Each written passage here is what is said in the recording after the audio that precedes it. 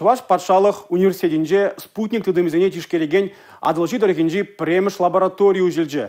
Радиоэлектроникада автоматика факультетінде плюйлегензе мұнда GPS, ГЛОНАСС системызен инжет коджизене спутниксен шылды рушканен курумлық не чепчеш. Давайте, я подожду. Ставьте.